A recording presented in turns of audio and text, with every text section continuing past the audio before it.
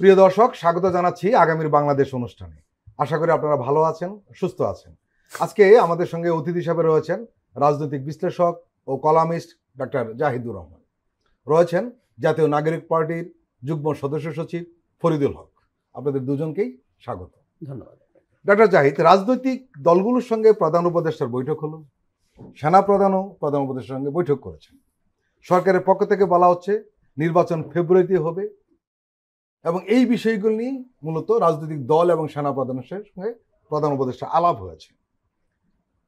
এসব বৈঠকের মাধ্যমে জাতীয় নির্বাচন ঘিরে জনগণের যে আস্থা, সেটা কি আদৌ তৈরি হয়েছে? আদৌ তৈরি হয়েছে কিনা আমি বলবো কিছুটা তো হয়েছে। মানে অনাস্থা যতটা ছিল, এই ধরনের বৈঠক, এই ধরনের বিবৃতি এই অনাস্থা কমিয়ে আনতে সাহায্য করছে। কিন্তু এখনো যে পুরোপুরি আস্থা চলে এসছে এটা বলা যাবে না, কারণ এখনো পর্যন্ত আমাদের খুব গুরুত্বপূর্ণ দুটো স্টেক হোল্ডার এই নির্বাচনে, জামায়াতে ইসলামী এবং এনসিপি, তারা নির্বাচনে যাবে এরকম ব্যর্থহীন ঘোষণা দেয়নি। তাদের কিছু দাবি আছে, তারা প্রকাশ্যে বলছে নির্বাচনে যেতে চান, কিন্তু কিছু দাবি আছে, সেই দাবি পূর্ণ না হলে তারা নির্বাচনে যাবেন কিনা সেটা বিবেচনা করে দেখবেন, এমনও বলছেন। মানে তার মানে এই শর্তগুলোকে তারা নির্বাচনের সাথে রিলেটও করছেন। সুতরাং জনগণ যতদিন পর্যন্ত তারা এটার সাথে রিলেট না করে ঘোষণা দিবেন, সেই দ্বিধাটা যাবে না। কিন্তু আমরা গত দুদিন আগে যখন তিনটা দলের সাথে প্রধান উপদেষ্টা বৈঠক করলেন, বিএনপি, জামায়াত এবং এনসিপি, তখন পরবর্তী ব্রিফিংয়ে খুব শক্তভাবে নির্বাচনের পক্ষে কথা বলা হয়েছে। মানে অন্য কিছু চিন্তা করার স্কোপ নেই, সেটা দেশের জন্য খুবই ক্ষতিকর হবে, এই ধরনের একটা ভাষা ব্যবহার করা হয়েছে। তাতে আমি বলতে চাই যে প্রধান উপদেষ্টা এই বার্তা জনগণকে দিতে চেয়েছেন, এর বাইরে আর চিন্তা করার কোনো স্কোপ। উনি যেটা চেষ্টা করেছেন বা বলার চেষ্টা করেছেন বা তার প্রেস সচিব যেটা বলেছেন, সেটা হলো যে এই ব্যাপারে যাতে মানুষের মধ্যে সন্দেহ না থাকে, তারা কিন্তু এই বার্তাটি খুব স্পষ্টভাবে দেওয়ার চেষ্টা করেছে। তো এই কারণে আমি মনে করি যে যত সময় যেতে থাকবে এই আস্থার জায়গাগুলো তৈরি হবে। সেনাপ্রধান চিফ অ্যাডভাইজারের সাথে বসেছেন, সেখানে তিনি নিশ্চয়ই নির্বাচনে কিভাবে সেনাবাহিনী কাজ করবে বিবৃতিতে আমি দেখলাম, এবং তাকেও প্রধান উপদেষ্টা যে অফিসিয়াল স্টেটমেন্ট, সেখানে প্রধান উপদেষ্টা খুব ক্লিয়ারলি একটা কথা বলেছেন এভাবে, যে উনি ঘোষণা করেছেন উনি চান বাংলাদেশে ঐতিহাসিকভাবে সবচেয়ে ভালো নির্বাচনটাও কি কি টার্মসে সেটাও বলছেন। ভোটার পার্টিসিপেশন, নারী ভোটারদের উপস্থিতি, নতুন ভোটারদের উপস্থিতি, সব দিক থেকে একটা চমৎকার নির্বাচন তিনি করতে চান, তিনি সেটা বলেছেন। তো উনি ওনার এই জায়গা নিয়ে আমি ধারণা করি যে যথেষ্ট সতর্ক। ওনার দীর্ঘ জীবন, সারা জীবনের যে অকল্পনীয় অর্জন আছে, ওনার সারা পৃথিবী ওনার দিকে তাকিয়ে আছে।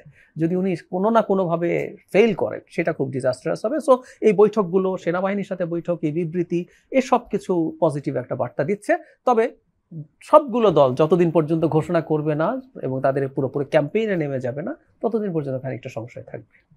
ফরিদুল হক, ফেব্রুয়ারিতে জাতীয় নির্বাচন অনুষ্ঠানে নিজেদের প্রতিশ্রুতির কথা বারবার জোর দিয়ে বলছিলেন অন্তর্বর্তীকালীন সরকার, যে বিষয়ে আমরা কথা বলছিলাম। কিন্তু ভোটের লড়াই যারা করবে সেই রাজনৈতিক দলগুলোর কথা সুর যেন মিলছে না, কিছুটা ইঙ্গিত দিয়েছেন ডক্টর জাহিদ। বিভিন্ন ইস্যুতে বিএনপি, জামায়াতে ইসলাম, জাতীয় নাগরিক পার্টি সহ সামনের সারিতে থাকা দলগুলোর দূরত্ব দিন দিন কিন্তু বাড়ছে। বাড়ার মূল কারণটা হলো জুলাই সনদ। আপাতত এখন মনে হচ্ছে জুলাই সনদ নিয়ে সংকটটা তৈরি হয়েছে। বলা হচ্ছে তাদের দাবি পূরণ না হলে তারা নির্বাচনে যাবে কি যাবে না এই নিয়ে তারা ভাবছে। যার কারণে আবার প্রশ্ন উঠেছে যে এমন পরিস্থিতি জাতীয় নির্বাচন হবে কিনা, এই নিয়ে মানুষের আশঙ্কা কিছুটা কমলেও চূড়ান্তভাবে যায়নি। কি বলবেন আপনি? বাংলাদেশে যেটা হয় যে ধরেন কোত্থেকে আসলে কোথায় ন্যারেটিভ তৈরি করা হয়, মিডিয়া, পলিটিক্যাল পার্টি, এস্টাবলিশমেন্টের অংশ, অ্যাজ ইফ বাংলাদেশের নির্বাচনটা প্রধান সংকট। এই জিনিসটা তৈরি করা হয়েছে। আমরা তো দেখি উল্টোটা, আমরা তো দেখি যে বাংলাদেশকে আসলে সংস্কারকে ধ্বংস করে ফেলা হয়েছে। সংস্কার আদৌ হবে কি হবে না, কি হবে আমরা কিছুই জানি না, আমরা কিছুই বুঝতে পারতেছি না। মানে ধরেন একটা লেজে গোবরে করে একটা ধরেন খসড়া দেওয়া হলো প্রথমে, তারপরে আবার হইতেছে যে এইটারে প্রতিবাদ করায় আবার আর একটা খসড়া দেওয়া হলো, যেখানে কিভাবে বাস্তবায়ন হবে সেটার ব্যাপারে কোনো আলাপ আলোচনা নেই, কিছু অঙ্গীকার করেছে। আবার এরপরে বলা হলো যে বাস্তবায়নের পদ্ধতি নিয়ে আলাপ করা হবে, কিন্তু সেটা নিয়ে এখন পর্যন্ত রাজনৈতিক দলগুলোর সাথে আলাপের উদ্যোগ একটা নেওয়া হয়েছে, কিন্তু আবার শোনা যাচ্ছে যে বাস্তবায়নের পদ্ধতি ছাড়াই তারা সনদ দিয়ে দিবে, ফাইনাল সনদ দিয়ে দিবে। এখন এখানে পরিষ্কার সরকার যেটা, মানে এটা তো ফেব্রুয়ারি নির্বাচন উনি এখন বলেন নাই, এটা তো জুন মাসেই বলেছেন, ঈদের আগেই, কোরবানি ঈদের আগেই বলেছেন। এবং প্রধান উপদেষ্টা নিজে ঐক্যমত্য কমিশনের সভাপতি। ওনার আমার ধারণা উনি জানেন, ওনাকে রেগুলার আপডেট করা হয়, যেহেতু উনি রেগুলার অ্যাক্টিভিটির সাথে যুক্ত নন, ওনার বদলে আলী রিয়াজ সাহেব এটাকে চেয়ার করেন, কিন্তু আমার ধারণা ওনাকে রিপোর্ট করা হয় যে কি হচ্ছে এখানে।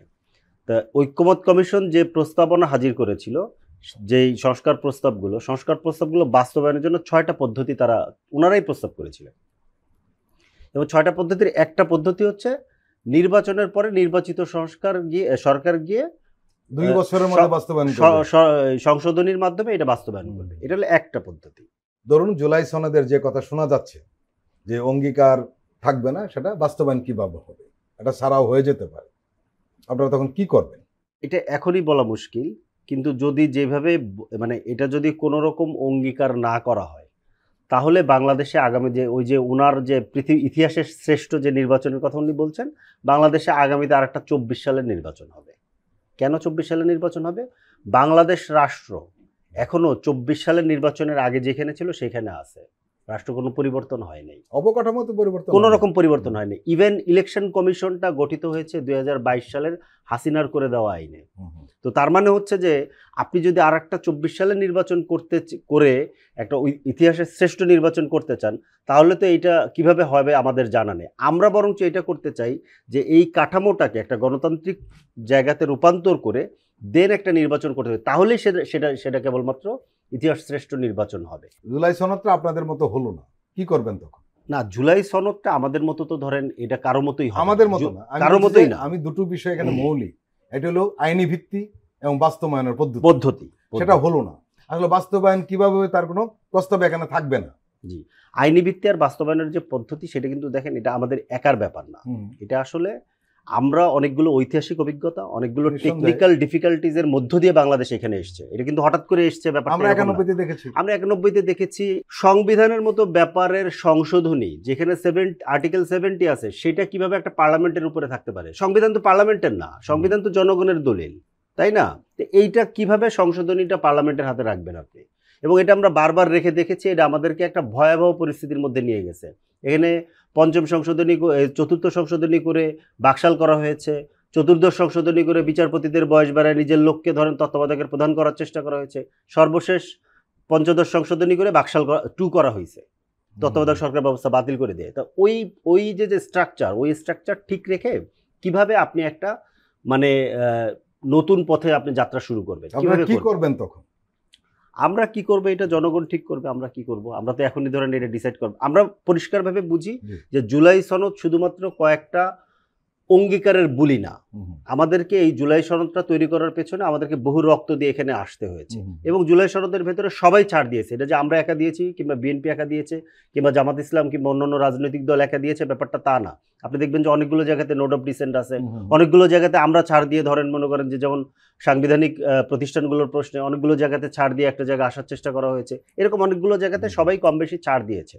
কিন্তু এইটাকে বাস্তবায়নের জন্য যদি কোনো সাংবিধানিক বন্দোবস্ত করা না হয়, জনগণকে যদি এখানে ইনক্লুড করা না হয়, এইটা আসলে কোনোভাবেই এই ঐতিহাসিক বাস্তবতায় কোনোভাবেই এটা বৈধ হবে না। রাইট। ডক্টর জাহেদ, জুলাই জাতীয় সনদের খসড়া চলতি সপ্তাহের মধ্যে চূড়ান্ত হতে যাচ্ছে বলে জানা যায়, এবং এটা জানিয়েছে মূলত জাতীয় ঐকমত্য কমিশন নিজেই। তবে সনদ তথা সংস্কার প্রস্তাব বাস্তবায়নের পদ্ধতি কী হবে তা জুলাই সনদে উল্লেখ থাকছে না, যে বিষয়টা আমরা কথা বলছিলাম। অভিযোগ রয়েছে যে জুলাই সনদে বড় বড় দলগুলো নিজেদের স্বার্থকে প্রাধান্য দিচ্ছে, জনগণের প্রতি তাদের দায়বদ্ধতা নিয়ে প্রশ্ন উঠেছে। আমার প্রশ্ন হলো, জুলাই সনদে যাই হোক না কেন, সেটা যদি বাস্তবায়নের পদ্ধতিই না থাকে, তাহলে বিষয়টা কি দাঁড়ালো? আসলে জুলাই সনদ নিয়ে তো এমন পর্যায়ে সবকিছু চলে গেছে, মানে আমি অনেক ক্ষেত্রে অনধিকার চর্চা আছে বলেও মনে করি, একদম সরাসরি। ধরুন আমার অপিনিয়ন ছিল জুলাই সনদ হবে ঠিক সেইটুকু যেটুকু সবাই একমত হয়েছে, সেটাই সনদ। কিন্তু জুলাই সনদের মধ্যে এমন কিছু জিনিস রাখলো ঐক্যমত্য কমিশন যে কাউকে কাউকে নোট অফ ডিসেন্ট দিতে হয়েছে, কারণ ওরা প্রকাশ্যে বলছে আমরা এগুলো মানি না, এবং এটা আগে জানিয়ে দিচ্ছেন জনগণকে তারা খুব ক্লিয়ারলি। সো এরকম করে জুলাই সনদ হতে হবে কেন, এই প্রশ্নটা আমি গোড়াতে করছি। এটাই আমি আপনার সাথে একমত, এটা বাস্তবায়ন কিভাবে হবে সেটা নিয়ে একটা আউটলাইন থাকা দরকার। কিন্তু সমস্যা হচ্ছে এটা কিন্তু আউটলাইন রাখা শেষ পর্যন্ত গেল না, কারণ এখানেও সিরিয়াস দ্বিমত আছে। একটা সরকার বিএনপি চাইছে সম্ভবত নির্বাচিত সরকার গিয়ে পার্লামেন্টে এই কাজগুলো করবে। এবার একটা মেয়াদও দেওয়া উল্লেখ করা হয়েছিল 2 দুই বছরের বছর। মধ্যে। আচ্ছা, কেউ কেউ বলছেন একটা অধ্যাদেশ জারি করার মাধ্যমে সেই অধ্যাদেশকে সংবিধানের উপরে স্থান দিতে। খুব স্টুপিড আইডিয়া। আমি স্টুপিড আইডিয়াটা একদম কনসাসলি বলছি। মানে সংবিধানের উপরে কোনো অধ্যাদেশকে দেয়া যায় না। খুব বেসিক্স অফ ল যে জানে এটা সম্ভবত ওই ঐক্যমত্য কমিশনই বলেছে। হয় বললে স্টুপিড কথা, কোনো সমস্যা নেই। আসলেই একদম নিঃসন্দেহে stupid কথা। আপনারা দীর্ঘদিন কিন্তু সংবিধান নিয়ে চর্চা করেছেন। আপনি নিঃসন্দেহে স্টুপিড কথা। আচ্ছা, আমি ব্যক্তিগতভাবে যেটা বুঝি, যতদূর বুঝি, আমরা ধরে নেই কাগজে কলমে, এটা আলোচনার সূত্রে, যে নির্বাচনে বিএনপি সংখ্যাগরিষ্ঠতা পাচ্ছে, পেয়ে সরকারে যাচ্ছে। আমি এই একটা জায়গায় কিন্তু কনফিডেন্ট যে সংবিধান সংশোধনেরও যে জায়গাগুলোতে বিএনপি অ্যাগ্রি করেছে তারা ওগুলো করবে। বাকিগুলো যেগুলো করবে না, কিন্তু আগে নোট অফ ডিসেন্ট দিয়েছে, বলেছে আমি কিন্তু এগুলো করছি না। যেমন আপার হাউসের পিআর সে করবে না, বলে দিয়েছে। সে আপার হাউস যদি করেও, সে কনস্টিটিউশন অ্যামেন্ড করে যদি বলে দেয় 13th যে ইলেকশন হলো সেটার মধ্যেই তারা আপার হাউস করবে, তাহলে এ নির্বাচনের পরেই করতে পারে, কিন্তু তারা তাদের মতো করে করবে। সো এই কাজগুলো হয়ে যাবে বলে আমি মনে করি, যেগুলো সে অ্যাগ্রি করছে। এর বাইরে আসলে কিছু সে করবে না, সেটা করার জন্য তার নৈতিক দায় এক অর্থে নাই। সেই জন্য আমি মনে করি ওই যে 2 বছরের মধ্যে করার কথা আছে সেটাই হতে যাচ্ছে শেষ পর্যন্ত।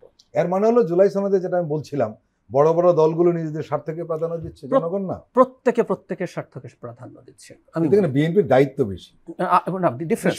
আমি আবার একটা ডিফারেন্সের জায়গার কথা বলি, একটু একটা অন্য পয়েন্টে দেখার কথা। যে দল ক্ষমতায় যাবে আর যে দল ক্ষমতায় যাবে না, তাদের দৃষ্টিভঙ্গি আলাদা হয়, স্বাভাবিক হবেই। আমরা কোন দল যারা এখন অনেক বেশি জনগণের পক্ষে আছে বলে মনে করছি, আমরা সেই দলগুলোকে ক্ষমতার মধ্যে দাঁড়িয়ে, মানে ক্ষমতায় যাওয়ার পরিস্থিতিতে দাঁড়িয়ে আমরা যদি দেখতে পারতাম যে তখন তারা কি বলছেন, তাহলে আমি এটাকে অ্যাগ্রি করতে পারতাম। সেই জন্য আমি দুটোকে একভাবে আসলে দেখতে প্রস্তুত নই। তারপর আমি একটা কথা সিরিয়াসলি বলি, নিশ্চিতভাবেই অন্তত 2-3টা জায়গা, যেমন ধরুন সাংবিধানিক প্রতিষ্ঠান বা স্ট্যাটুটরি যে প্রতিষ্ঠানগুলো আছে, এগুলো তো সরকার না। এগুলোর একটার ক্ষেত্রে বিএনপি ছাড় দিয়েছে, নির্বাচন কমিশন, কিন্তু অন্যগুলোর ক্ষেত্রে তার রোল রাখা, চিন্তা করাটাই আমি মানে ব্যক্তিগতভাবে মনে করি এটা যে the very concept of separation of power, তার সাথে যায় না। একইভাবে আপার হাউস তারা যেভাবে করতে চায় এভাবে করলে তার সাথে আপার হাউস করার দরকার নেই, প্রপোর্শনাল রিপ্রেজেন্টেশন যদি না হয়। কিন্তু ওই যে সেই কথাটা বললাম, তার চিন্তা হয়েছে এটা, এবং তার সুবিধা মনে করে সেটা করেছে। এখন দিনের শেষে যেটা হবে, এখানে ফরিদ ভাইরা আছেন, তাদের রাজনৈতিক দলগুলোর কাজ হবে এটা জনগণের কাছে যাওয়া, জনগণকে বোঝানো। এই যে আমরা এখানে বলছি, শুধু এখানে না, মাঠে গিয়েও মানুষকে বোঝাবেন এই যে এই জিনিসগুলো আপনার কল্যাণ হতে পারতো, কিন্তু বিএনপি এটা মানছে না, এটা আপনার ক্ষতি হবে। এভাবে চাপ তৈরি করা, এইভাবেই আসলে কাজ করবে। ইভেন বিএনপি চলতে চলতে হঠাৎ করে যদি দেখা যায় সোসাইটিতে এগুলো নিয়ে প্রচন্ড চাপ তৈরি হয়ে গেছে, সে নিজে হয়তো ওই কাজটা করেও ফেলতে পারে, অথবা যদি না হয় ভবিষ্যতে কোনোদিন আদার যারা চায় তারা ক্ষমতায় আসবেন, তারা এগুলো করবেন। এভাবেই করে। আমি মানে প্রায় উদাহরণ দিচ্ছি যে বিজেপি আর্টিকেল 370 স্ক্র্যাপ করবে বলে ঘোষণা দিয়েছিল 19 সালের নির্বাচনের আগে। জনগণের ম্যান্ডেট চেয়েছে যে তুমি যদি আমাকে ওই পরিমাণ মেজরিটি দাও, আমি কিন্তু এটা বাদ দেবো, কাশ্মীরের স্পেশাল মর্যাদা আমি তুলে ফেলবো। সো নির্বাচনে ইস্যু হয়ে গেছে, কংগ্রেসের জোট কিন্তু এটার বিরুদ্ধে ক্যাম্পেইন করছে, জনগণ কিন্তু তাদেরকে ওই মেজরিটি বিজেপিকে দিয়ে দিয়েছে, তারপর তারা ওইটা বাতিল করেছে। সো এইরকম ভাবেই এই জিনিসগুলো ভবিষ্যতে কাজ করতে পারে। ফরিদুল হক, নির্বাচন ঘিরে বিএনপি কোট আনকোট অংশগ্রহণ ছাড়া উপায় নেই বলছে, আবার আপনারা বলছেন যে বড় দলগুলো সবকিছু দখল করে নিচ্ছে। তাহলে ন্যায্য নির্বাচনের বাস্তবতা বা বাস্তব রূপটা কেমন হবে? ভালো নির্বাচন করার জন্য যেরকম দায়িত্বশীল ভূমিকাগুলো প্রত্যেকটা দায়িত্বশীল পক্ষের দরকার ছিল, সেই দায়িত্বশীল ভূমিকাগুলো আমরা বেশিরভাগ মানুষের কাছ থেকে পাইনি। প্রধান উপদেষ্টার একটা ব্যাপক জনপ্রিয়তা আছে, ইয়ে ভাই প্রথমেই বললেন, জাহিদ ভাই প্রথমেই বললেন, ওনার ব্যাপক অর্জন, নিঃসন্দেহে ওনার অর্জন ব্যাপক, কিন্তু রাজনীতি করা মানুষ না। খেয়াল করে দেখেন, বাংলাদেশ 5ই আগস্টের পরে, 24-এর 5ই আগস্টের পরে তাকেই চাইছেন, ওই সময় কোনো পরিস্থিতি ছিল না। কারণ আমরা তো প্রথমত তো তারেক রহমান সাহেবকে বলা হয়েছিল যে আসেন জাতীয় সরকার করি, উনি তো দেশে আসারই সাহস করলেন না। দুঃখজনক তো, কারণ আপনি দেশের নেতৃত্ব দিবেন, রাষ্ট্রের নেতৃত্ব দিবেন, আপনি দেশে আসবেন না, তাহলে তো হয় না। কিভাবে দিবেন? বলতে পারেন যে আপনার অনেক সিকিউরিটি থ্রেট আছে, প্রত্যেকের সিকিউরিটি থ্রেট আছে, প্রত্যেকে এখানে ডেথ ওয়ারেন্ট মাথায় নিয়ে ঘুরতেছে, যারা রাজনীতি করতেছে প্রত্যেকে ডেথ ওয়ারেন্ট মাথায় নিয়ে ঘুরতেছে। এভাবে বললে তো হবে না। উনি তো আসলেন না। উনি যদি 5 তারিখ রাত্রেই ফ্লাই করতেন, 6 তারিখ সকালে এসে উনি যদি এসে টেক ওভার করতেন, তাহলে বাংলাদেশের পরিস্থিতি হয়তো অন্যরকম হতো। ওনাকে তো সবাই সহযোগিতা করার জন্য প্রস্তুত ছিল। উনি সেটা না করে উনি 7 তারিখে কী করলেন, উনি একটা নির্বাচন চাইলেন। কার কাছে চাইলেন 7 তারিখে নির্বাচন? ওয়াকার সাহেবের কাছে। কেন? ওয়াকার সাহেব কি তখন বাংলাদেশের রাষ্ট্রপ্রধান? তখন তো বাংলাদেশে কোনো সরকার গঠন হয় নাই। তো সরকার গঠন হচ্ছে তো 8 তারিখে।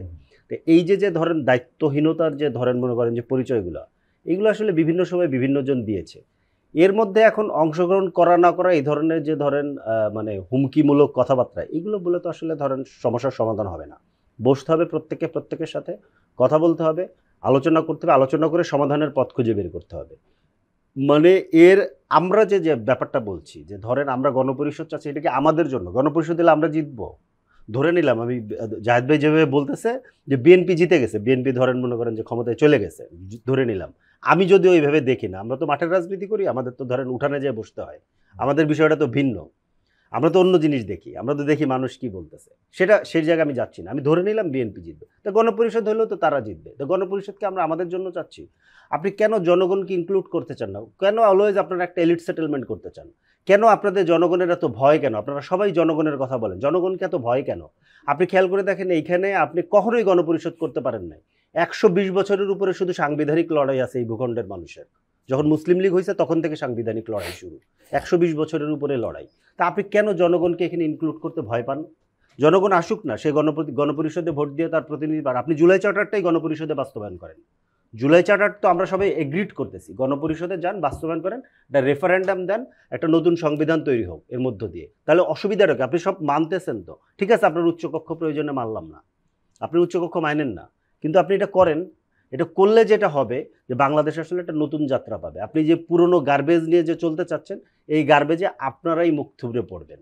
যারা এটা করার চেষ্টা করতেছে এরা মুখ থুবড়ে পড়বে। আজকে কি হচ্ছে, ধরেন 2-4টা ছাত্র হয়তোবা কোনো অন্যায় অপরাধ করেছে, বিভিন্ন কারণে কি করেছে না করেছে এই ব্যাখ্যার মধ্যে সারা দেশে ধরেন বিশ্ববিদ্যালয়গুলোকে ধরেন আক্রমণের কেন্দ্রবিন্দু বানানো হচ্ছে। কেন?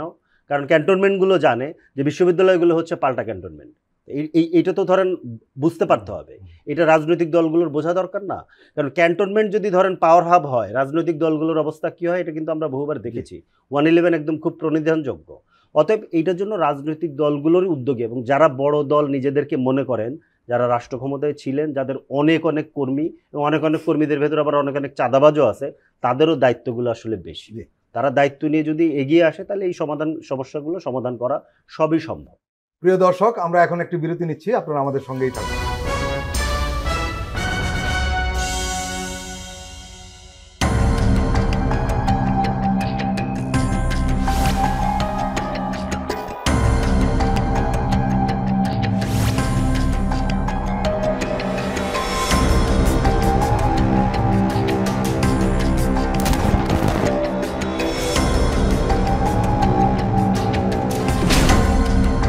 ফ্যাসিবাদের দিনলিপি, গবেষণা ও উপস্থাপনা সাইদ খান, প্রযোজনা আফরোজা সুলতানা ও মামুন মাহমুদ। দেখবেন প্রতি রবি থেকে বৃহস্পতিবার সন্ধ্যা 7টায়।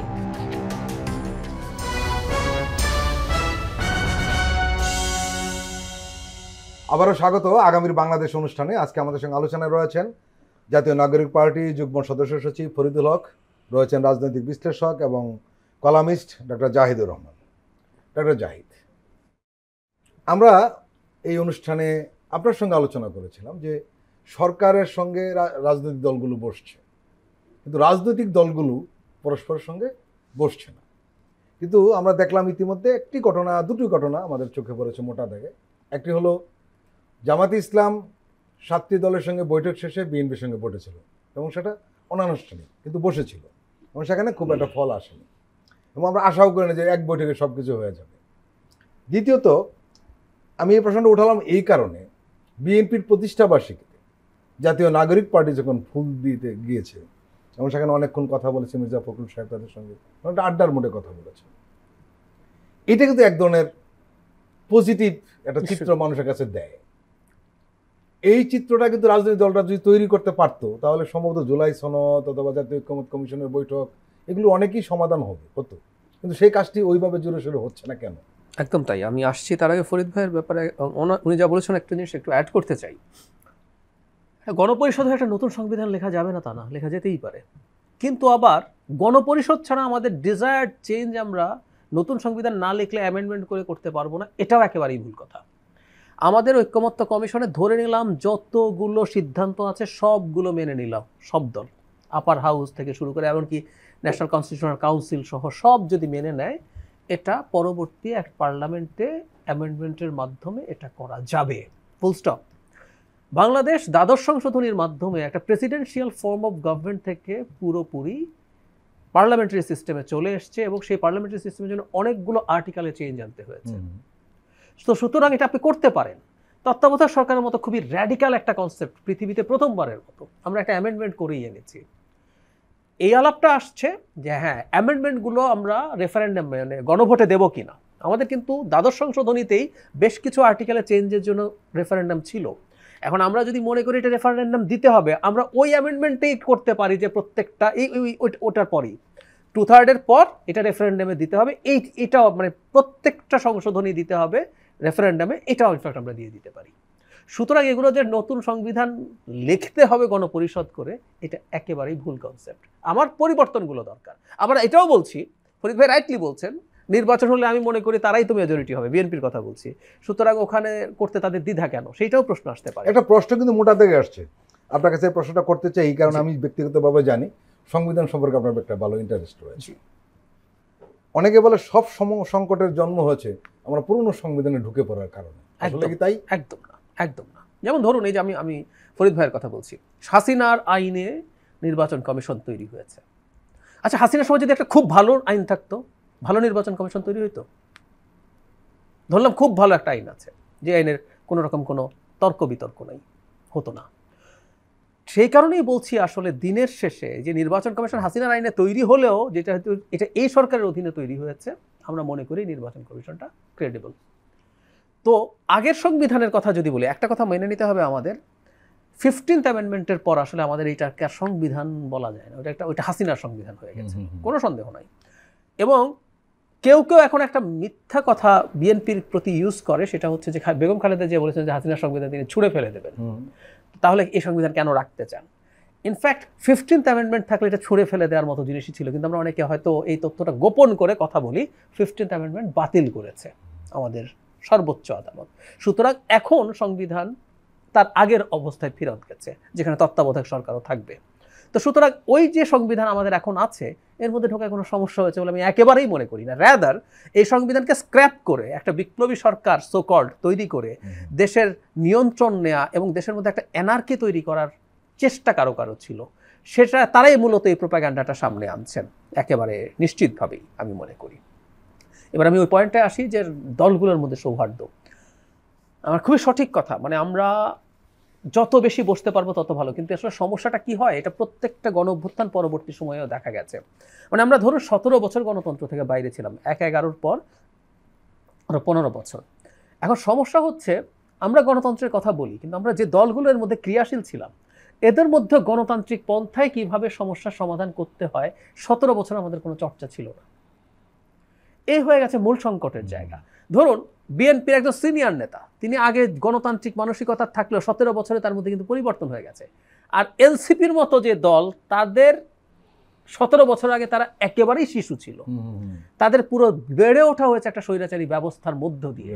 সুতরাং কিভাবে গণতান্ত্রিক ব্যবস্থায় ইন্টারাক্ট করতে হয়, কিভাবে গণতান্ত্রিক ব্যবস্থায় আলোচনার মধ্যে সমাধান করতে হয়, এই জিনিসগুলো শিখে উঠতে বুঝে উঠতে আমাদের একটু সময় লাগবে। কিন্তু it's a very positive sign, NCP গেছে বা এটা যত বেশি সম্ভব। তবে আমি যতদূর জানি যে ইনফর্মালি হচ্ছে, যে আপনি যেটা বললেন যে জামায়াত ইসলাম ইনফর্মালি বসেছে, এই ইনফর্মাল বসাগুলো আরো যত বেশি সম্ভব হয় তত ভালো। ফরিদুল হক জি, আমরা দেখলাম যে আওয়ামী লীগের কার্যক্রম নিষিদ্ধ হবে কি হবে না, এ নিয়ে অনেকের মধ্যে দ্বিধাদ্বন্দ্ব ছিল। পরে যখন আপনারা অল আউট মাঠে নামলেন এবং শেষ পর্যন্ত সেটা বাস্তবায়ন হলো, জাতীয় পার্টি নিয়ে সেই অবস্থায় দাঁড়িয়েছে। এবং এই ধরনের নানান ধরনের খবর শোনা যায়, জাতীয় পার্টিকে প্রধান বিরোধী দল করতে চায় কোনো কোনো মহল, এর মাধ্যমে ফ্যাসিস্টদের পুনর্বাসন করতে চায়, এই অভিযোগটা আপনারা সরাসরি বলছেন। আমার প্রশ্ন হলো যে যারা জাতীয় পার্টির ব্যাপারে নমনীয়, তাদের কারণটা কি? আর আপনারা যত কঠিন তারই বা কারণ? আমাদেরটা আগে বলি। জি, জাতীয় পার্টি যে দল, এই দল হচ্ছে বাংলাদেশের সার্বভৌমত্বের জন্য হুমকি। বাংলাদেশের সার্বভৌমত্বের জন্য হুমকি প্রধানত হচ্ছে দিল্লি। কেন হুমকি, এইটা আমি আর ব্যাখ্যায় যাচ্ছি না। মানে আমাদের রাজনৈতিক, অর্থনৈতিক, সীমান্ত, পানি, এটা সেটা, বাণিজ্য টাণিজ্য সব মিলে বহু কিছু আছে, আমরা গত 50 বছর ধরে দেখছি।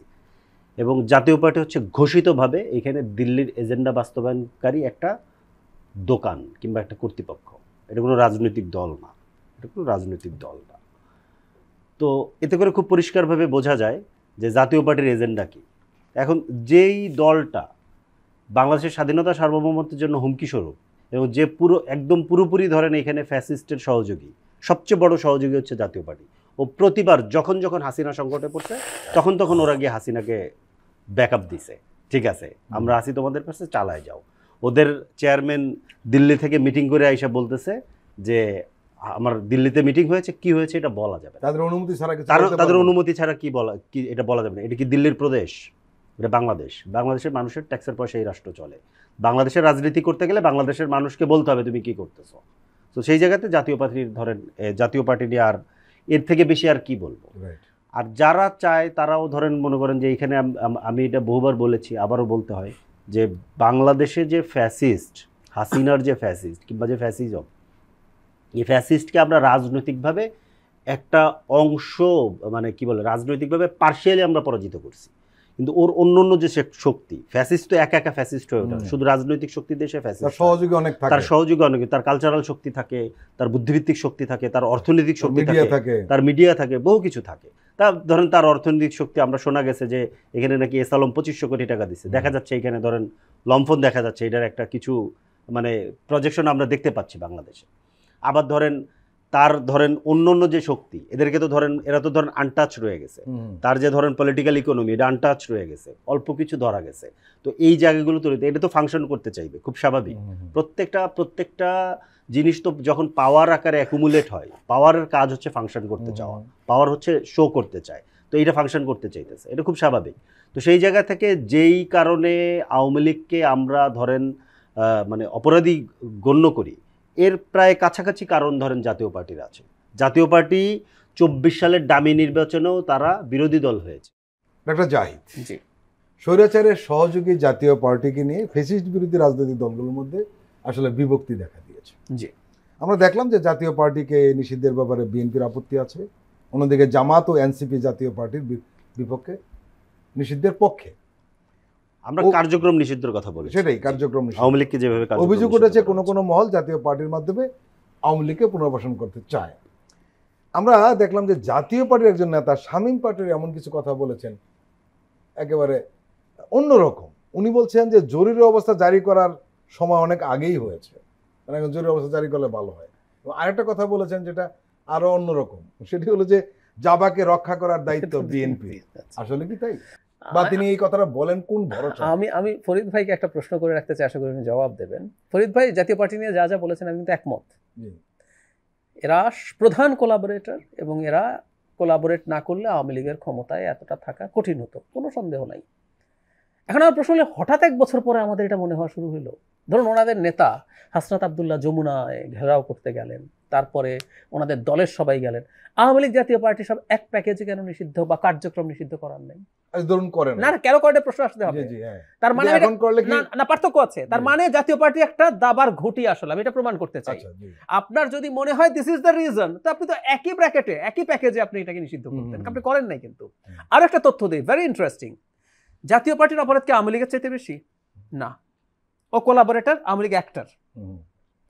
আওয়ামী লীগ যখন নিষিদ্ধ হয় জামায়াতে ইসলামী কোনো অফিসিয়াল স্টেটমেন্ট দেয় নাই। তাদের নেতা, সিগনিফিকেন্ট নেতা ওখানে গিয়ে অবস্থান নিয়েছেন, দেখা গেছে ছাত্র শিবির গেছে, এগুলো দেখা গেছে, কোনো অফিসিয়াল স্টেটমেন্ট নাই। জাতীয় পার্টির ব্যাপারে তো অফিসিয়াল স্টেটমেন্ট দিচ্ছে ওনাদের নায়েবে আমির, বলছেন ওরা চিফ অ্যাডভাইজার। ওইখানে উপস্থিত থাকার পরে স্টেটমেন্ট না দিলে কি অপরাধ হয়ে যায়? না, পার্থক্য আছে। আবারও বলছি, ওনাদের নেতা আছে, উনি বলছেন আমি ব্যক্তিগত, ওনার সাক্ষাৎকার এসছে, উনি বলছেন আমি আমার ব্যক্তিগত আগ্রহে এসেছি। খেয়াল করুন, খুবই সিগনিফিকেন্ট নেতা, আমি নামও বলতে পারি চাইলে। উনি ওখানে গেছেন, শফিকুল ইসলাম মাসুদ ওখানে গেছেন, উনি বলছেন উনি ওনার নিজের নিশ্চয়ই জানা আছে জামাতে কারো ব্যক্তিগত ইচ্ছা কোন জায়গায় যেতে পারে। ঠিক আছে, কিন্তু আমি যেটা বলতে চাইছি, রেডিক্যাল সংগঠন, ঠিক আছে, কিন্তু আমি যেটা বলতে চাইছি, জামাত আওয়ামী লীগ নিষিদ্ধ চাই এটা অফিসিয়ালি স্বীকার করে নাই। সেই জামাত তার চাইতে বেশ খানিকটা কম অপরাধ জাতীয় পার্টি। এটা অন্য আলোচনা যেতে পারে, কিন্তু আমার প্রশ্নটা যেটা হলো ফরিদ ভাই আমি আসছি, এই জিনিসটা ক্লিয়ার করা দরকার। কিন্তু জাতীয় পার্টির জন্য আপনি অফিসিয়াল অবস্থান নিচ্ছেন এবং হঠাৎ 1 বছর পর মনে হলো, তার মানে আমি বোঝাতে যাচ্ছি জাতীয় পার্টি এই মুহূর্তে একটা দাবার ঘুঁটি খেলার মধ্যে, এটা বোঝাতে চাইছি। এখন সেটা কেন, এই যে জনাব শামীম পাটোয়ারীর এই কথার মধ্যে এই জবাবটা আছে। আমি মনে করি জাতীয় পার্টি যদি নির্বাচনে আসা, আপনি যেটা বললেন তাদের বেশ কিছু জায়গা আছে, এবং যদি আওয়ামী লীগ প্রবণ এলাকাগুলো কতগুলো এখনো বেশ ভালো পকেট আছে, সেখানে যদি আওয়ামী লীগের লোকজন লাঙ্গল নিয়ে নির্বাচন করে, জাতীয় পার্টির সেকেন্ড হাইয়েস্ট পার্টি হয়ে যাওয়ার সম্ভাবনা আছে, যেটা জামায়াতের দ্বিতীয় হাইয়েস্ট বা বিরোধী দল হওয়ার স্বপ্ন নষ্ট করে দিতে পারে। একটা জিনিস এখানে প্রশ্ন করে মোটা দাগে জি। কোনো মহলের এই আশা রয়েছে যে প্রধান বিরোধী দল জামাত যাতে না হতে পারে। এটা আমরা আগের থেকে জানি, শুধু জাতীয় পার্টি নিয়ে আলোচনা হচ্ছে এই কারণে প্রসঙ্গ উঠালাম তা না, আমরা আরেকটু আগের থেকে জানি। এটা আপনি কিছু ইঙ্গিত দিয়েছেন জি। যে এই কারণে হয়তো জামাত বিরোধিতা করে, আরেকটা কারণ হতে পারে, হতে পারে। আরেকটা কারণ, আরেকটা বিষয় হলো সেটা হলো যে এখন জাতীয় পার্টিকে প্রধান বিরোধী দল করতে হবে এই মনোভাব কেউ কেউ পোষণ করছেন। তাদের মধ্যে রয়েছেন যারা ফ্যাসিস্ট বিরোধী আন্দোলনে জড়িত ছিলেন। এটা কি করে সম্ভব হলো? এটা সম্ভব, এটা অসম্ভব না। আমি না বাংলাদেশের রাজনীতি নিয়ে বলছি, মানে ওগুলো আপনার অনেক কিছু। তাহলে এই যে এতজন তরুণ মারা গেল, নিহত হলো, আমাদের হাজার হাজার মানুষ আহত হলো, আর কোনো ভ্যালু নাই?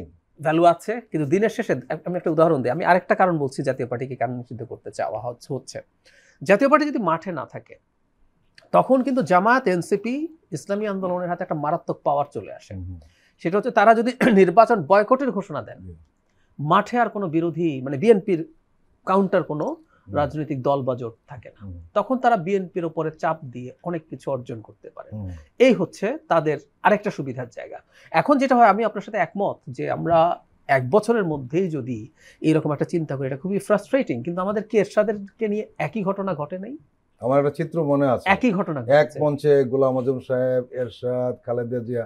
আমার এত খারাপ লেগেছে, আমি যেহেতু ক্যাম্পাসে ছিলাম, তো এরপরে আওয়ামী লীগের সঙ্গে এরশাদকে নেয়ার জন্য কত রকম চেষ্টা দুই বড় দলই করেছে, অথচ তাকে ক্ষমতাচ্যুত করার জন্যই ফাইট হয়েছে। সো এই ভূমিতে এগুলো হয়, দুঃখজনক, কিন্তু এটা হয়, এটা হচ্ছে। এটা আমি কোনোভাবেই মনে করি না হওয়া উচিত, কিন্তু এটা হচ্ছে। প্রিয় দর্শক, আমরা আবার একটি বিরতি নিচ্ছি, আপনারা আমাদের সঙ্গেই থাকুন।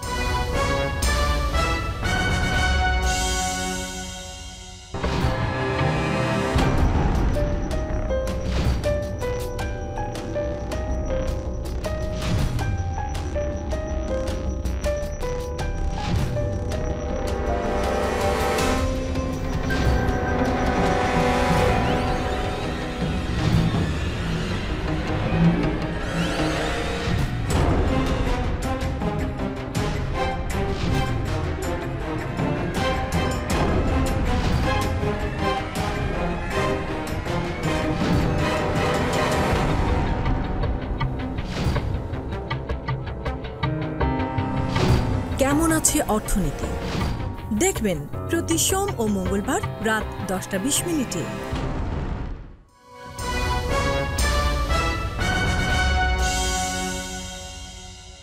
প্রিয় দর্শক, আবারও স্বাগত আগামীর বাংলাদেশ অনুষ্ঠানে। আজকে আমাদের সঙ্গে আলোচনায় রয়েছেন রাজনৈতিক বিশ্লেষক ও কলামিস্ট ডক্টর জাহিদুর রহমান, রয়েছেন জাতীয় নাগরিক পার্টির যুগ্ম সদস্য সচিব ফরিদুল হক। আমরা শুরুতেই যাব ফরিদুল হকের কাছে। ফ্যাসিস্ট বিরোধী রাজনৈতিক দল ও গোষ্ঠীগুলো বিভক্ত কেন হলো, এটা একটা প্রশ্ন। কে বা কারা এই বিভক্তির জন্য দায়ী বলে আপনি মনে করেন? কে বা কারা দায়ী এইভাবে আসলে নির্দিষ্ট করে দায়ী করা, দ্বিতীয় প্রশ্নের উত্তরটা আমি আগে বলি। নির্দিষ্ট করাটা কঠিন। আমার মনে হয় এটা আমাদের জনগণের কাছে ছেড়ে দেওয়া উচিত। জনগণ এগুলো বুঝে খুব পরিষ্কারভাবে, সেইটাকে সামনে আনতে পারে না, এটাকে প্রতিরোধ করতে পারে না, সেটা একটা ভিন্ন প্রসঙ্গ, ভিন্ন পরিস্থিতি। কিন্তু কেন, এইটার উত্তরটা আছে। এটার উত্তরটা হচ্ছে এরকম যে, ধরেন যখন এক দফার ঘোষণা হচ্ছে, তখন বাংলাদেশে প্রথমবারের মতো একটা কি বলে যে ইরেগুলার লিডারশিপের নেতৃত্বে বাংলাদেশ চলে গেছে, যেটা ঠিক রেগুলার লিডারশিপ না, ইরেগুলার লিডারশিপ। তখন লাস্ট 1 সপ্তাহ কিংবা 15 দিনে রাজনৈতিক দলগুলোর এই লিডারশিপকে রেসপন্স করা ছাড়া তাদের কাছে অন্য কোনো ওয়ে ছিল না। কারণ তারা 15 বছর ধরে মানুষকে ডাকছে, মানুষ রাস্তায় নামে নেই।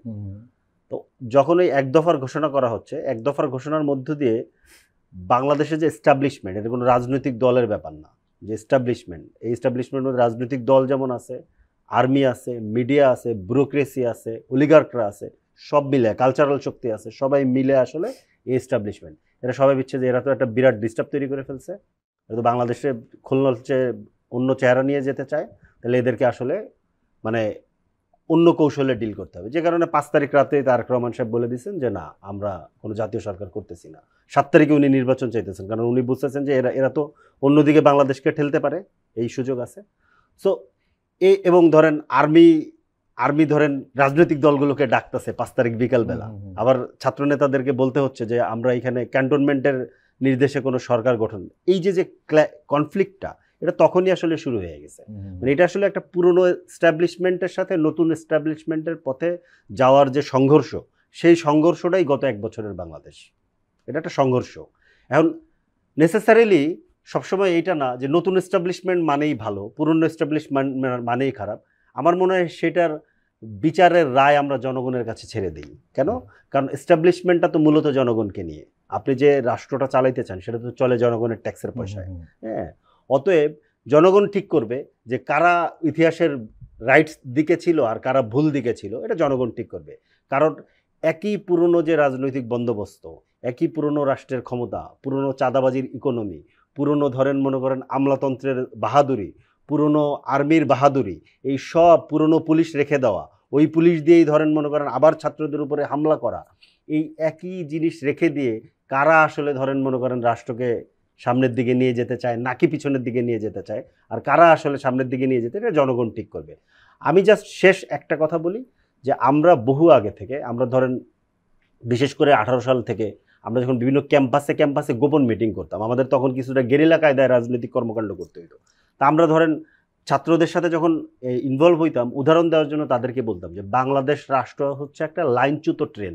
লাইনচ্যুত হলে অসুবিধা নেই, লাইনচ্যুত হলে কেউ বন্ধ হয়ে যায়, কিছু দূর ধ্বংস করে থাইমা যায়, কিন্তু এই ট্রেনটা চলতেছে। একটা ট্রেন যখন লাইনের বাইরেও চলতে থাকে তখন যত দূর যায় ধ্বংস করতে থাকে শুধু। তখন আমাদের প্রথম কাজ হচ্ছে এটাকে থামানো, পরেরটা পরে। থামানোর কাজটাকে আমরা 5 তারিখে ওটাকে থামাইছি। থামায়া দ্বিতীয় কাজ ছিল এটাকে ট্র্যাকে আনা, লাইনে চালানো। কিন্তু বাংলাদেশের যে পুরনো এস্টাবলিশমেন্ট তাদেরকে ধ্বংস করে মজা, কারণ ধ্বংস করলে ধরেন এখানে 28 লক্ষ কোটি টাকা পাচার করা যায়, ধ্বংস করলে এক পরিবার 11টা ব্যাংক, নিশ্চয়ই আরও এরকম পরিবাররা ধরেন বসে আছে যে আমাদের দল যদি ক্ষমতায় আসে আমরাও 11টা ব্যাংকের মালিক হব। হ্যাঁ, তাহলে ওটা তো মজা না। তারাও ধরেন এইভাবে ওই ট্রেনটাকে চালু করে ওইভাবেই চালাতে চায়। আর আমরা বলছি যে না, এই ট্রেনকে আগে ট্র্যাকে আনতে হবে, এটা একটা গণতান্ত্রিক রাষ্ট্র করতে হবে, দেন আমরা ডিসাইড করব যে কি হবে। সো ওই যে জায়গাটা, এই সংঘর্ষটা আসলে ওইখানে আছে, এটা জনগণ ঠিক করবে কি হবে। জি ডক্টর জাহিদ, ফরিদুল হক যে বিষয়গুলো বললেন সবগুলি কিন্তু ঠিক হয়ে যায় যদি সুষ্ঠু নির্বাচন হয়, মানুষের যদি ভোটাধিকারটা ঠিক মতো দেওয়া যায়। জি, আমার ভোটটা আমার ইচ্ছা মতো দিতে পারবো, কারো কোনো বাধা থাকবে না, ঠিক মতো ভোট কেন্দ্রে যাবো, ভোট দিয়ে আসবো, তারপরে ডিসিশন হবে। কিন্তু প্রবলেমটা তৈরি হয়েছে সেটি হলো যে এই ভোট কেন্দ্রের পাহারার প্রসঙ্গ আসছে। ভোট কেন্দ্রকে হেভি পাহারা দিতে হবে, কেউ যাতে কিছু করতে না পারে। হ্যাঁ, 80,000 নিরাপত্তা বাহিনী থাকবে, ইত্যাদি ইত্যাদি। আমার প্রশ্ন হলো, এই মুহূর্তে এই সরকারের সময় ভোট কেন্দ্র পাহারা কি সরকার দিতে পারবে? আসলে রাজনৈতিক দলগুলির দায়িত্ব সবচেয়ে বেশি, কি বলবেন আপনি? আমি প্রায় একটা কথা বলি, সরকারকে নিয়ে আমরা যখন কথা বলি তখন রাজনৈতিক দলের উপরে সদিচ্ছার আলাপ আমি সরকারের সাথে রিলেট করতে চাই না। মানে কোন সরকার আলাদাভাবে বলতে, হ্যাঁ না, স্বাভাবিক, সরকার কোনোদিন এই আহ্বান জানাতে পারে না। সরকারকে আমরা রাখছি, পে করছি, যত বাহিনী আছে নির্বাচনের জন্য একটু আলাদা আসছি, কারণ সবকিছু অবকাঠামো তো একদম। কিন্তু তারপর আমি বলছি নির্বাচনের জন্য কিন্তু বিরাট একটা অঙ্কের টাকা আলাদাভাবে বরাদ্দ হয়। মানে আমাদের এই যে বাহিনী বা কর্মকর্তা যারা কাজ করবেন, এটা ওনাদের সরকারি কাজের অংশ না, তার জন্য স্পেশাল অ্যালাউন্সও পাবেন। এই যাবতীয় খরচ বিরাট একটা বাজেট নির্বাচনের, শুধু একটা জাতীয় নির্বাচনের জন্য থাকে। সো আমরা সরকারের কাছে প্রাথমিকভাবে বলবো আপনাকে এগুলো করতে হবে। আমি কিচ্ছু দেখতে চাই না। বিএনপি অন্য দলের সাথে, জামাত, এনসিপি সবাই মারামারি করবে, বিএনপি স্বতন্ত্রের সাথে বিএনপির ক্যান্ডিডেট মারামারি করবে, আপনি এগুলো ঠেকাবেন। এটা হলো সরকারের প্রতি কথা।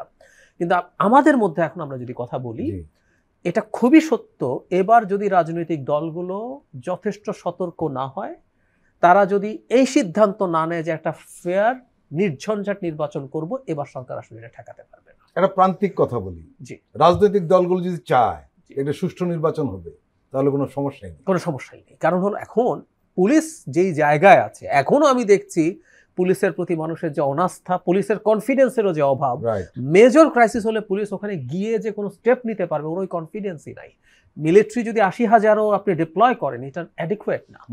তো ফলে দলগুলোকে আসলে এই ইতিহাসে প্রথমবারের মতো যে দলগুলোকে নিজেদের এই বাস্তবতা বুঝতে হবে যে আমরা আসলে শেষ পর্যন্ত একটা নির্বাচন। কিন্তু সাধারণ মানুষ এই আস্থাটা করতে পারছে না কেন? রাজনৈতিক দল, কারণ তাদের মধ্যে কনফ্লিক্ট দেখা যাচ্ছে, তারা নির্বাচনে যেতে চাইছে না, এবং শেষ পর্যন্ত যদি যায়ও ক্রমাগত যদি তারা পরস্পরের বিরুদ্ধে অভিযোগ করতে থাকে, ওই একটা জায়গায় তো আমাদের ইউনিটি নাই। আমরা কিন্তু মানে ভিন্নতা, মতের ভিন্নতা থাকতেই হবে দলগুলোর মধ্যে, কিন্তু কয়েকটা জায়গার মধ্যে একটা হচ্ছে আমাদের একটা নির্বাচন হবে ঠিকঠাক মতো, রাইট, এটা আমি মনে করি ডেমোক্রেসির সবচেয়ে ফান্ডামেন্টাল জায়গা। সেটা যদি আমরা একমত হতে পারি তাহলে, কিন্তু জনগণ দেখছে ওই জায়গার মধ্যেই আমাদের ঐক্যমত্য হচ্ছে না। নির্বাচন যদি সুষ্ঠু না হয় জি, তাহলে এই সরকার বিতর্কিত হবে, তার একটা দুর্নাম হবে, কিন্তু রাজনৈতিক দলগুলোকে সুবিধা হবে। No way. In fact Sheikh Hasina হয়ে উঠেছিলেন, দেশ এই আনস্টেবল অবস্থায় গেছে বিতর্কিত নির্বাচনের জন্য।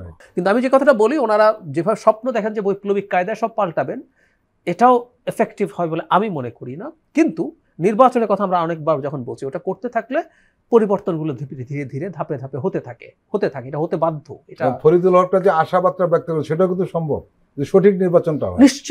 নিশ্চিতভাবেই এবং এইভাবেই আসলে পরিবর্তন সূচিত হয়। এবং আমাদের এম্পিরিক্যাল এভিডেন্স আছে, আমাদের প্রচুর দেশের উদাহরণ বা ডেটা দিয়ে আমরা দেখাতে পারি যে এই জিনিসগুলো আসলে কাজ করে। অন্তত এভাবে চলা, সাথে সাথে এটা খুব জরুরি, আমি ওনাদের যে চর্চা বা চেষ্টা, দেখুন দেশের এখন এডুকেটেড মিডল ক্লাস কিন্তু সংস্কার বোঝে, সংবিধান বোঝে, সংবিধানের আপার হাউস হলে কি হবে না হবে, এনসিসি কি জিনিস বোঝে। সো এই যে সচেতন হলো, বা ভবিষ্যৎ বাংলাদেশে কিন্তু এগুলো আজও কালো কিন্তু আসবে, আমি বিশ্বাস করি। এই যে ব্যাংকে কয়টা খেলো, করাপশন কি হচ্ছে, ভবিষ্যতে ধরুন এগুলো পুরো হলো না, এই নির্বাচন করে এনারা তো মাঠে থাকবেন, ওনারা ক্ষমতায় যদি না যান, ওনাদের চাপে, ওনাদের ক্যাম্পেইনে যে দল ক্ষমতায় যাবে, চুরি ডাকাতি শেখ হাসিনার মতো করে করা যাবে না। কি কি সংস্কার স্ট্রাকচারালি করতে হবে, ওগুলো করতে ধাপে ধাপে। এটা হয়তো এবার জয় কয়টা হচ্ছে, যে কয়টা বাকি আছে, আপনি দেখবেন 5 থেকে 10 বছরের মধ্যে এগুলো এই দেশে হবে। আমি একভাবেই বরং পরিবর্তনটা দেখতে পছন্দ করি। ডক্টর জাহিদুর রহমান এবং ফরিদুল হক, আপনারা দুজনে আমাদের দীর্ঘ সময় দিলেন, আপনাদেরকে আন্তরিক ধন্যবাদ। প্রিয় দর্শক, আজকের অনুষ্ঠান আমরা এখানে শেষ করছি। আপনারা ভালো থাকবেন, সুস্থ থাকবেন। আল্লাহ হাফেজ।